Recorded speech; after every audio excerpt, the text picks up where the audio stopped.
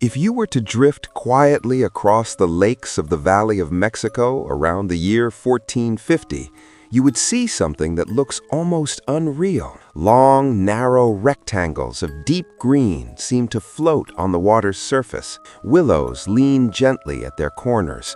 Canoes glide silently between them. This is not a dream, but the everyday agricultural landscape of the Aztec world, the Chinampas, often nicknamed floating gardens, though they were not truly floating at all. Tonight, we'll take a slow, unhurried look at how these Chinampas worked, why they were so productive, and how they managed to feed one of the largest cities on Earth, calmly, efficiently, and almost endlessly, year after year. So settle in, imagine the soft sound of water lapping against reeds, and let's begin. A city on a lake. The Aztec capital, Tenochtitlan, was built on islands in Lake Texcoco, a shallow lake surrounded by mountains. By the early 16th century, it was home to hundreds of thousands of people, larger than most European cities of the time. Feeding such a population might sound stressful, but the Aztecs had an advantage: water everywhere. Instead of draining the lake or fighting against it, they designed their agriculture to work with it. Chinampas turned wetlands into some of the most productive farmland in the pre-industrial world. Despite the nickname, Chinampas did not bob up and down. They were carefully engineered plots of land, anchored to the lakebed, built slowly and deliberately over many years.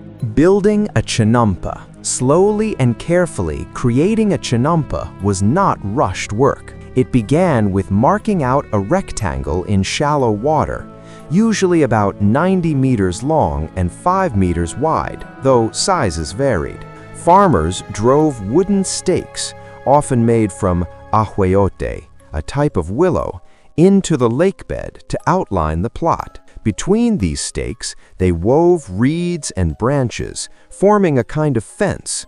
Then came the layering. Mud dredged from the lake bottom was piled inside the enclosure, mixed with decaying vegetation, leaves, and organic waste. Over time, this built up above the waterline, forming rich, dark soil. The willows planted at the corners took root, stabilizing the edges and preventing erosion. The result was a raised field surrounded by canals, neither fully land nor fully water, but something comfortably in between. The secret ingredient: lake mud. One of the reasons Chinampas stayed productive year-round was the lake itself. Lake mud was incredibly fertile, packed with nutrients from decomposed plants, algae, and aquatic life. Farmers regularly dredged this mud and spread it over their fields, naturally fertilizing the soil without chemicals or exhaustion.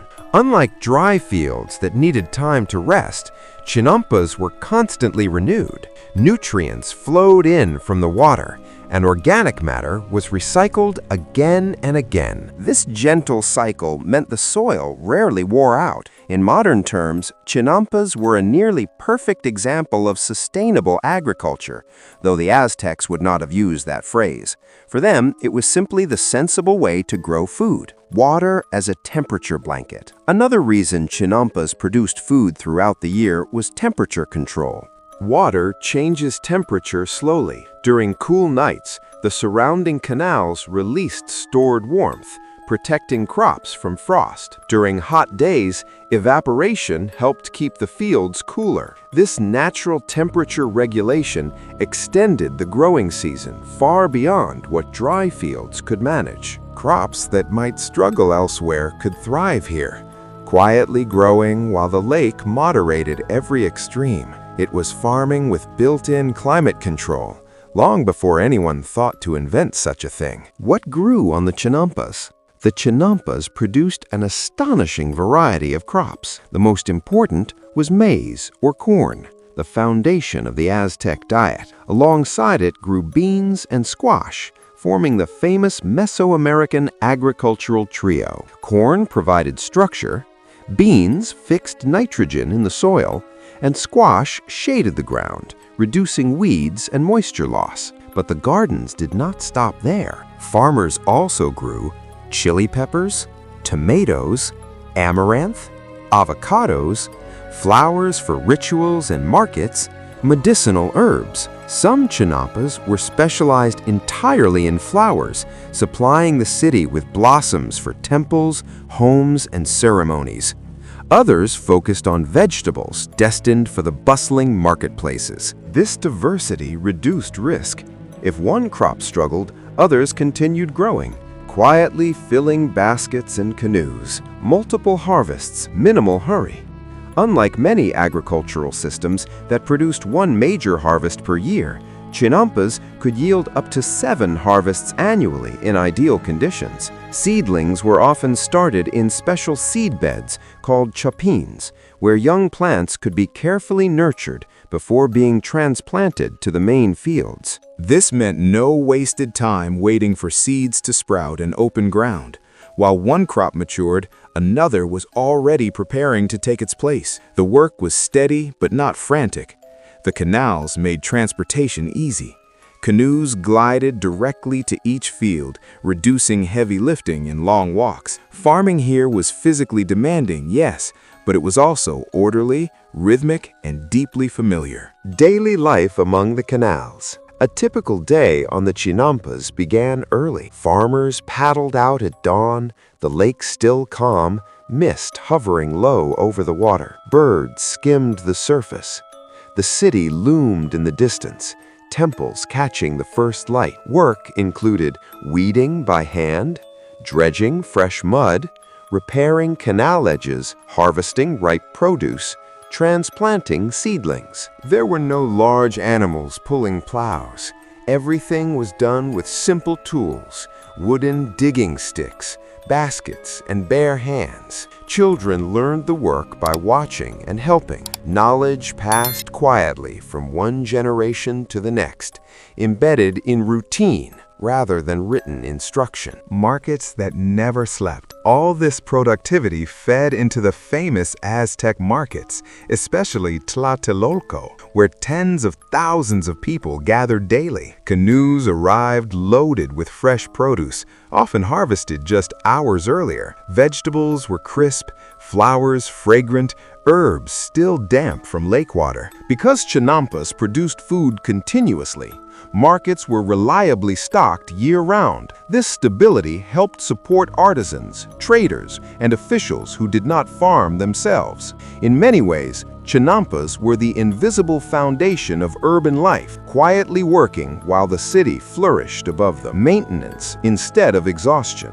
What kept Chinampas productive over centuries was not intensity, but maintenance. Fields were constantly repaired, reinforced, and renewed. Canals were kept clear. Willows were trimmed, but never removed. Mud was added gradually, not in desperate attempts to revive depleted land. This slow, ongoing care prevented collapse. Where other systems expanded aggressively and then failed, Chinampas remained stable. They did not seek endless growth, only balance. It was a patient form of productivity, well-suited to both people and landscape. After the Spanish conquest in the 16th century, much of the lake system was drained. Chinampas declined as land use changed, livestock was introduced, and colonial agriculture favored different methods. Yet they never disappeared entirely.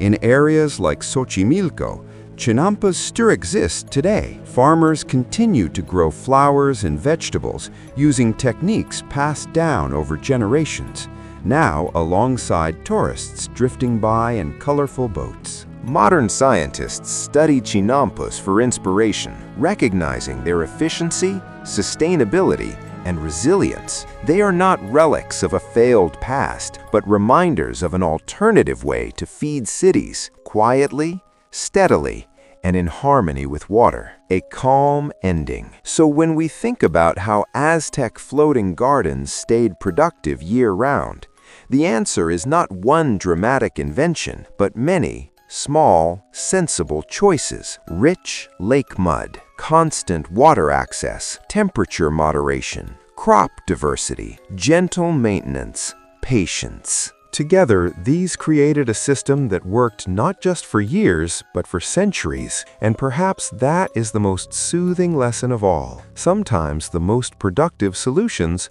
are also the calmest ones, designed not to rush, but to last. As the canals darken with evening and the last canoe glides home, the Chinampas remain, quietly doing what they have always done, growing food, one gentle season at a time.